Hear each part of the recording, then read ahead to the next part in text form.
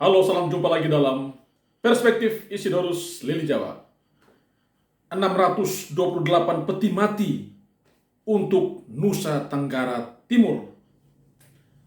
Saudara-saudara, tanggal 18 Maret 2023 yang lalu, 3 peti mati pekerja migran asal Nusa Tenggara Timur kembali ke rahim NTT. Ketiganya adalah para pekerja migran asal NTT yang sudah cukup lama bekerja di Malaysia. Mereka pergi membawa harapan, tetapi pulang dalam keranda jenazah. Demikian juga 625 peti mati lainnya yang sudah kembali ke Nusa Tenggara Timur. Berdasarkan data yang saya himpun, dari tahun 2018 sampai dengan Januari 2023, itu ada 546 peti mati para pekerja migran NTT yang dikirim ke NTT. Mayoritas para pekerja migran ini adalah mereka yang masuk dalam kategori pekerja migran non-prosedural atau pekerja migran ilegal. 546 peti mati ini khusus untuk pekerja migran yang bekerja di luar negeri atau di negara lain. Tetapi ada data lain juga, ya. Menurut Suster Laurentina SDP, ya, suster ini sehari-hari melayani para jenazah yang datang itu di kargo Bandara El Tari.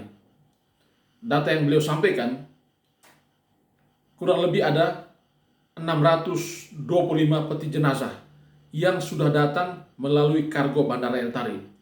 Jika ditambah dengan 3 peti jenazah tanggal 18 lalu, maka totalnya mencapai 628 peti jenazah.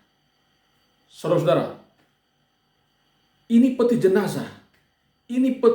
jenazah anak-anak Nusa Tenggara Timur yang maksud hati, ya, mendapatkan begitu banyak hujan emas di negara lain, di daerah lain.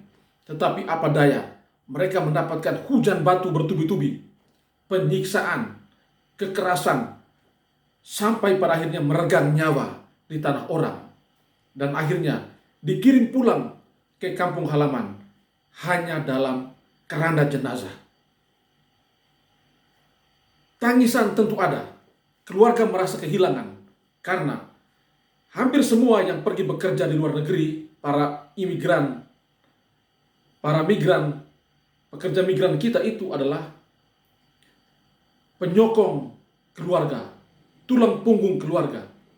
Mereka pergi bekerja untuk memperbaiki nasib, ya, agar bisa menyekolahkan anaknya, agar bisa membangun rumah, supaya bisa melunasi utang, agar bisa membeli tanah, supaya bisa membayar belis, supaya bisa memenuhi tuntutan adat, agar mereka bisa hidup lebih baik dari kemiskinan yang terus mendera. Karena itu, walaupun hanya dengan bekal modal nekat, mereka nekat pergi meninggalkan kampung halaman, pergi ke negara-negara lain untuk bekerja sebagai pekerja migran, sekalipun status mereka adalah non-prosedural atau ilegal. Mereka ini anak-anak NTT yang mungkin saja tidak beruntung.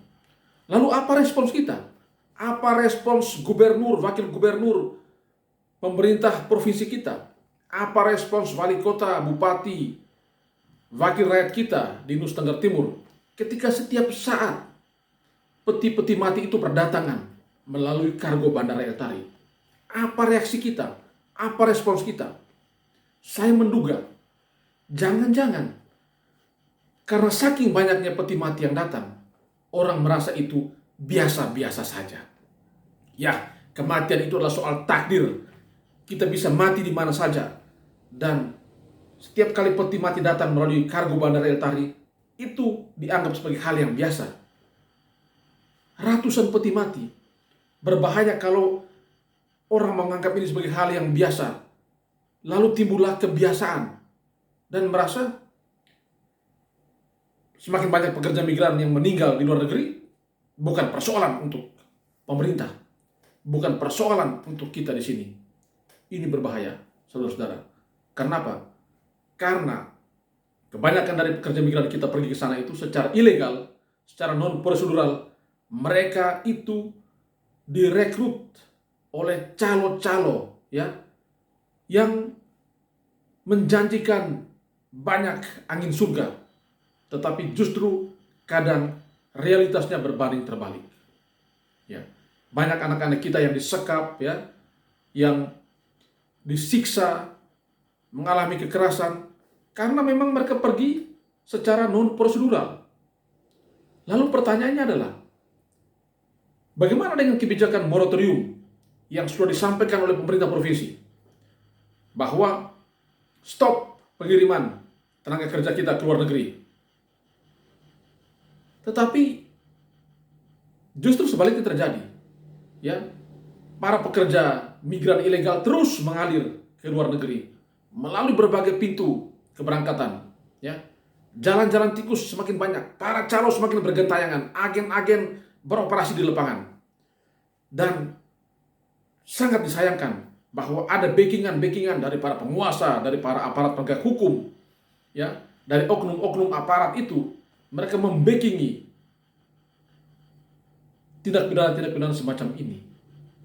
Karena itu memang moratorium kita itu semacam tak berefek. Ya. Kita sudah punya moratorium, tetapi selalu saja ada anak-anak NTT yang pergi mencari kerja di daerah lain atau di luar negeri dengan berbagai modus. Bahkan ada janji untuk mematahkan kaki-kaki para calo yang menjual belikan anak-anak NTT. Tetapi sampai sekarang saya tidak pernah mendengar dan bahkan membaca ada kaki tangan para calo itu yang dipatahkan. Ya. Ini persoalan kemanusiaan. Ini persoalan kita bersama. Kalau tidak disikapi secara serius, maka setiap saat kita akan menyaksikan kembalinya keranda-keranda jenazah putra-putra NTT, anak-anak NTT yang maksud hati, ya, mendulang hujan emas di negara lain, tetapi apa daya, hujan batu yang menimpa mereka. Lalu letak persoalannya di mana? Ada dua. Yang pertama, di provinsi ini katanya sudah ada satgas, sudah ada gugus tugas, tetapi belum maksimal, ya, belum efektif berjalan. Bahkan ada kesan gugus tugas ini, satgas ini, ego sektoralnya tinggi. Masing-masing mau bekerja sendiri-sendiri, tidak bisa membangun kolaborasi yang baik. Akhirnya kasus tindak pidana perdagangan orang jalan terus. Anak-anak kita terus direkrut oleh para calo dan dikirim keluar. Tidak pernah ada efek jera yang luar biasa bagi oknum-oknum yang terlibat dalam tindakan-tindakan pidana semacam ini. Yang kedua, sebenarnya seperti negara-negara lain yang misalnya seperti Filipina mengirimkan para tenaga kerjanya yang terlatih, yang punya skill. Kita di NTT belum sampai ke sana.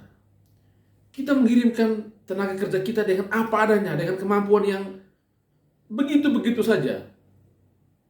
Jadi tidak punya skill, tidak punya kecakapan yang memadai. Lalu pemerintah berusaha untuk membangun balai latihan kerja. Tetapi BLK yang dibangun itu baru 4 dan itu berpusat masih di Kota Kupang. Belum merata sampai ke Sumba, ke Flores, ya. Lalu bagaimana kita menyiapkan para calon pekerja kita agar bisa mendapatkan skill yang baik, agar bisa diberi pemahaman yang bagus, kalau BLK kita terbatas? Jika dengan kondisi seperti ini, saudara-saudara, maka saya yakin bahwa kita tentu akan terus menyaksikan peti mati itu datang melalui kargo Bandara El Tari, dan semakin banyak air mata yang jatuh berguguran menangisi tulang punggung keluarga yang pergi meninggalkan keluarga. Dan disitulah terjadilah tragedi kemanusiaan yang luar biasa di Nusa Tenggara Timur ini. Kita kadang-kadang lupa ya bahwa ada begitu banyak anak-anak NTT yang mengalami korban kekerasan, penyiksaan di negara orang, di daerah orang.